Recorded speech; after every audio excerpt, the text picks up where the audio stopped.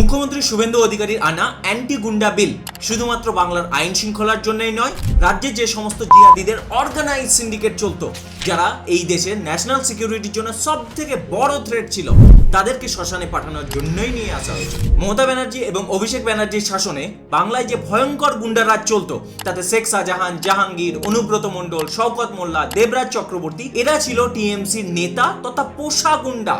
এরা তোলাবাজি, জমি দখল, অবৈধ মৎস্য চাষ, বেআইনি কয়লা পাচার, বেআইনি বালি খনন, বাংলাদেশে গরু পাচার, রেশন চুরি, কাটমানি আদায়, জাল নোটের ব্যবসা, বিরোধীদের উপর হামলা, মহিলাদের ধর্ষণ, এই সব কিছু সিস্টেমেটিক্যালি সিন্ডিকেট বানিয়ে চালাতো। তৃণমূল নেতৃত্বের সরাসরি নির্দেশে এরা হাজার হাজার জাল Aadhaar card, voter card, ration card, passport তৈরি করেছে।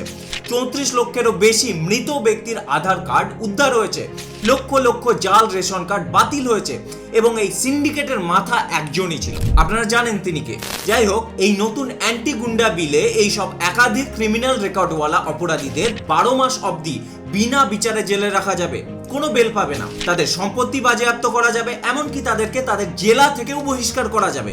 এতে এলাকার আইন শৃঙ্খলা শুধরাবে, জাতীয় নিরাপত্তা মজবুত হবে। তবে এটাই শেষ নয়, লাভ জিহাদ এবং ল্যান্ড জিহাদের বিরুদ্ধেও কড়া বিল আসছে। দেখতে থাকুন কি হয়।